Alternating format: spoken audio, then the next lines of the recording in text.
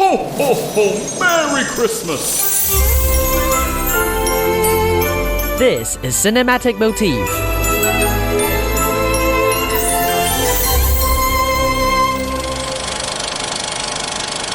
Hello, I'm Wanson, a film critic and a content creator, and welcome back to Cinematic Motif, where I introduce you films in Taiwan and around the world.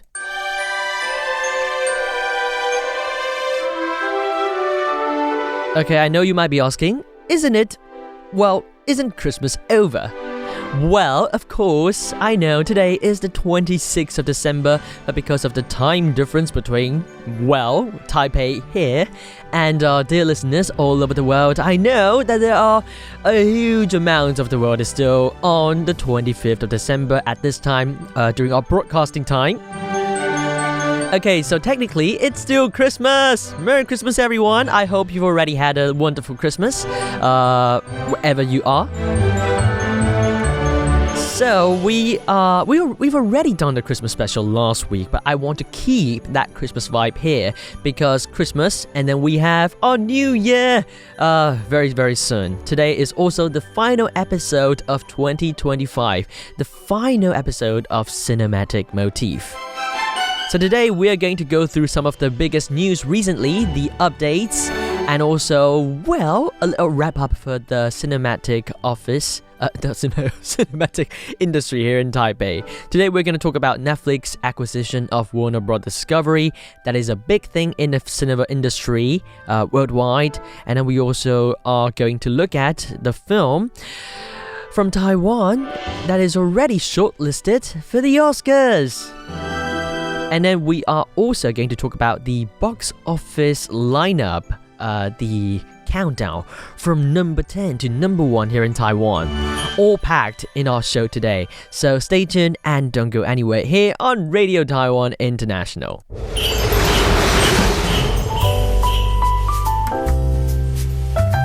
Okay, so first of all, we have to talk about one of the most important stories in the cinema industry worldwide. That is Netflix acquisition of Warner Bros. Discovery. Well, the company's name is getting longer and longer. Now, it was Warner Bros., but after it combines with Discovery, it's now Warner Bros. Discovery. I mean, I can take it. Okay, so basically, Netflix agreed with Warner Bros. Discovery that the company is going to acquire its film and TV studios, plus HBO and HBO Max. So this whole deal excludes CNN and TNT, these cable and news networks of the Warner Bros. Company. Okay, so it's just about film and TV studios, and HBO and HBO Max basically is the whole filmmaking department of Warner Bros. Discovery. So the transaction was announced earlier this month and still needs regulatory and shareholder approvals, and it is expected to close later in 2026, that is next year. But there is also a bidding war coming happening right now. That is Paramount. Paramount is also looking for the chance to acquire Warner Bros. Discovery. But Warner Bros. Discovery's board recommended that shareholders reject Paramount's higher hostile takeover bid and support the Netflix agreement instead. So basically, the trend right now is that Netflix is very likely to acquire Warner Bros. Discovery, but it also depends on the US regulatories, their judgment in the end. But there are many concerns about this potential merge of the two countries. Basically, there are a lot of groups worrying about media concentration and less competition and the impact on theatrical releases. For example, will Netflix still put these films in theater for the release, or they will just put these films directly onto their streaming platforms? That would be a big concern for the whole cinema industry. And also, there are a lot of industry voices such as filmmakers, exhibitors, unions. They all argued that the deal could weaken traditional movie theaters and reduce creative diversity. And most importantly, the impact for us audiences is that Netflix could control iconic franchises and content libraries like Harry Potter, Friends, Game of Thrones, and DC properties. They're all going to be merged into Netflix, the IP, the intellectual properties catalog. But, well, Netflix says that it will continue theatrical releases and honor existing film windows. But will that be sure? I don't know, but the biggest concern is about monopoly. We don't know what would happen next, but I personally hope that we can still watch movies in movie theaters, and I also hope that Netflix won't be too big, so big that competition all disappears. But anyway, as we already talked about, Netflix could take over a lot of property rights from Warner Brothers, including Harry Potter. Oh my god, Harry Potter. We love Harry Potter. I think this track's it's very appropriate for the New Year's vibe. So I'm playing you this one. This is John Williams' Harry's Wondrous World from the original soundtrack of Harry Potter and the Chamber of Secrets. We're gonna take a little listen of this track and we'll be right back on Cinematic Motif.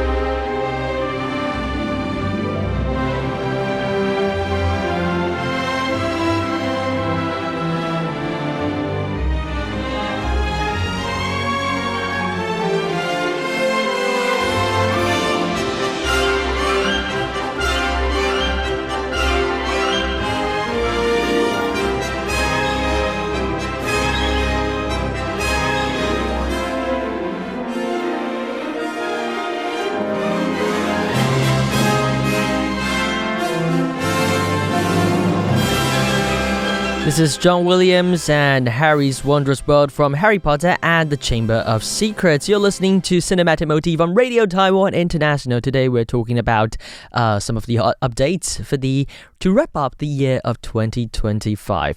So remember, I talked about that recently. There is a merge of Netflix and Warner Brothers Discovery. But have you recently noticed that there is a Taiwanese film on Netflix that is going a bit viral or all over the world?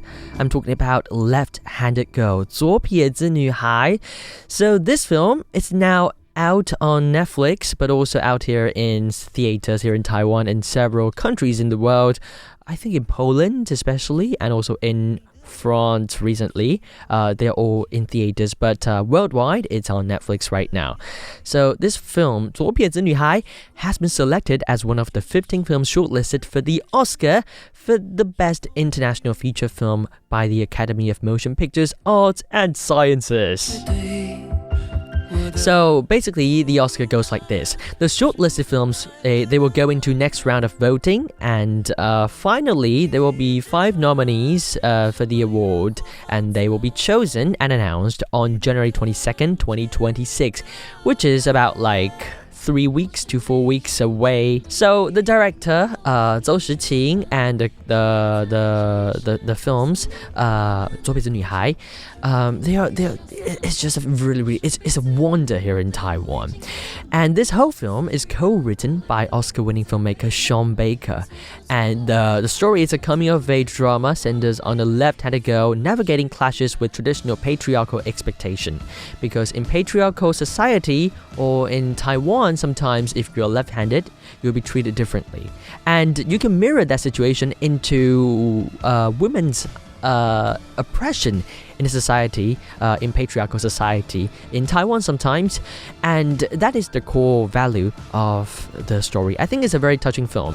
And in a statement, Zhou Shiqing, the director, said that being shortlisted was an important milestone for the film, and she expressed gratitude to all her partners involved in the production for the dedication and contribution. And through the film, she hopes that she can push Taiwan to the front line of the international stage. I remember I watched the film at Cannes Film Festival in France, and I did an interview with Miss Zhou Shiqing, and she told me at Cannes that she wanted to express the most real Taiwan in this movie, Left-Handed Girl. I did 2 interviews with her actually, one at the film festival at Cannes, and the other one here in Taipei 1 month ago, or 2 months, actually 2 months ago, at National Education Radio, another government-funded radio in Taiwan, but it's in Chinese and Mandarin, so if you're interested, you can go check that out. Now let's play the promotion track, the 宣传曲, the promotion track of this movie here in Taiwan. This track is called 将错就对, Turn Wrong to Right by 告五人 Accused 5 here on Radio Taiwan International. 如果爱能够被好好交代，就不会牺牲太多的期待，怎么错怎么对，我们怎么越错越对，越习惯越依赖，我竭力去控制命运安排，让爱意引领我深深流转，只要在这一世告诉你我们的共济注定会消散，上辈子你我都历经磨难，死去的活来的不再为难，错就错，爱就爱，将错就对，不管未来该怎么去试探。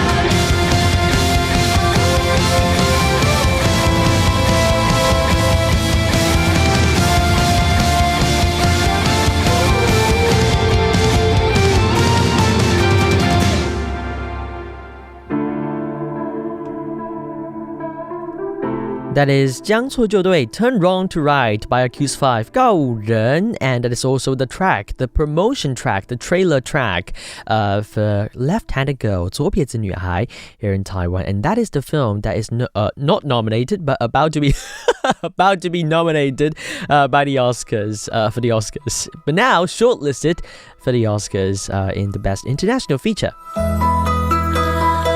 Alright, as promised, we are going to go over the box office champion here in Taiwan. Well, actually, the top 10 films box office numbers. According to not my calculation, but the calculation by the Taiwan Film and Arts Institution, I have these statistics here. You know, back in 2023, I had really hard time pronouncing the word statistics. And it's still troubling me right now. Okay, so I have some important statistics for you. First of all, at number 5, actually from number 5 to number 1, they are all films from other countries. So at number 5, it's Jurassic World Renaissance. I haven't watched this one, so I don't have any comments. But number 4, Mission Impossible: The Final Reckoning. It's at number 4. I watched this one at the premiere at Cannes Film Festival. I didn't expect it to be at number 4. I thought it would be like number 2 or number 1 or something. And at number 3, it's a newly released film. It was just released for 1 month, and it's already at number 3. I'm talking about Zootopia 2. Impossible. And at number 2, it's F1 movie by Brad Pitt, of course. And at number 1, again, you know Taiwanese people love Japan, right? At number 1 is Demon Slayer, Kimetsu no Yaiba. It's a Japanese animated feature. Oh my god, I know this film is so huge in Taiwan. It was so huge that all of my cousins, classmates, they're all talking about this movie, Demon Slayer. But what's important is that we have to take a look at the Taiwanese movie, the locally made movie. And if we are going to look at locally made movies, the number 1 locally made movies here in Taiwan would be 96 Minutes. 96分钟. It's a movie talking about a terrorist attack on the high-speed rail here in Taiwan. Of course, it's a fictional story. There is no terrorist attack on high-speed rail, at least for now. Okay, but I wanted, sometimes I love doing this sort of look back. Remember, back in January, I did an episode on cinematic motif predicting the big movies of 2025. And back in that time, which is 9 months before its release, theatrical release, I already told everyone here on the air that 96 Minutes would be a big film for 2025, and it's a film that you have to be expecting for the 2025 here in Taiwan.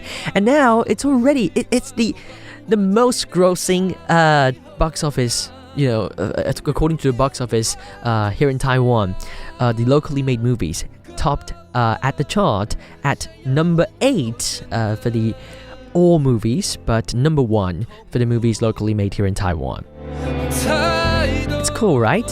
If you have the chance, do go and watch the movie. It's 96 Minutes, 96分钟, the movie made in Taiwan and the box office champion of Taiwanese movie in Taiwanese box office in 2025. Now I'm playing you the theme track from the movie. This track is called Nabodi Guabekita We. If There's No You, Where Am I Going? By Huang Qibing Ngi Bin.